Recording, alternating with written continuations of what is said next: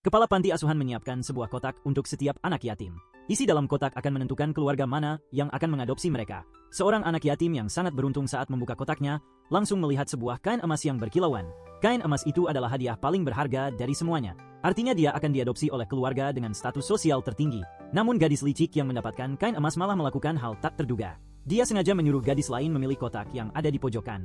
Saat gadis itu membuka kotak pilihannya, wajahnya langsung berubah. Di dalamnya ternyata hanya ada sepotong roti berjamur.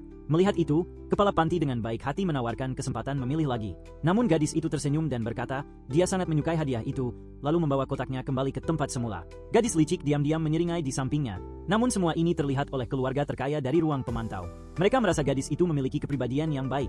Setelah itu mereka datang langsung ke panti asuhan. Gadis licik melihat pasangan yang mengadopsi gadis itu berpakaian sederhana, lalu berpura-pura minta maaf. Dan seolah peduli apakah gadis itu bisa hidup dengan baik di kemudian hari. Orang tua lain yang mendengar malah menertawakan pasangan itu. Saat itu orang tua angkat dari gadis licik mempertanyakan kepala panti. Apakah harus menaikkan standar adopsi? Kepala panti takut dituntut tanggung jawab. Segera menawarkan untuk mengganti keluarga angkat gadis itu. Mendengar itu pasangan kaya tersebut juga ingin memuji gadis itu. Mereka berkata tidak akan memaksa. Tapi hal tak terduga terjadi. Gadis itu tidak merasa malu pada mereka. Dia bahkan berkata selama dia berusaha, dia bisa membuat keluarga itu hidup bahagia. Setelah itu orang tua kaya menyuruh dua putra mereka memakai baju sederhana. Meski mereka enggan, tapi karena menghormati mereka, akhirnya tetap berganti pakaian. Lalu mereka pergi menjemput gadis itu pulang. Di sisi lain di depan gerbang panti, satu persatu anak diantar pergi dengan mobil. Tinggal gadis licik dan gadis itu yang tersisa. Gadis licik melihat orang tua angkatnya datang dengan mobil mewah. Dengan sombong mengejek orang tua gadis itu. Bahkan menebat mereka tidak akan datang. Baru saja selesai bicara, orang tua dan kakak-kakak gadis itu datang menjemput naik traktor. Gadis itu tampak sangat senang melihatnya. Namun malah diejek oleh gadis licik, yang bilang dia pasti akan menyesal nanti. Tapi gadis itu sama sekali tidak peduli. Lalu mereka sekeluarga membawanya ke rumah yang sudah dibeli sebelumnya.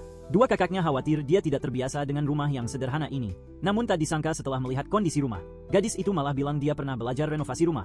Jika ada waktu dia akan ke kota untuk beli bahan sisa, dan akan mendekorasi rumah itu sendiri. Pasangan kaya itu sangat tersentuh mendengarnya. Lalu mereka menyuruhnya mengeluarkan roti yang dulu dia pilih, dan membelahnya. Ternyata di dalamnya tersembunyi sebuah batu giok kuno. Gadis itu merasa itu terlalu berharga. Tidak berani menerimanya. Namun ibunya bersikeras. Ternyata batu giok itu melambangkan identitas sebagai putri pemilik perusahaan. Tapi karena gadis itu tidak tahu, akhirnya dia menerima dengan enggan. 3 tahun berikutnya, gadis itu membantu keluarganya menjual sayuran untuk cari uang. Suatu hari gadis licik lewat dengan mobil mewah dan melihatnya.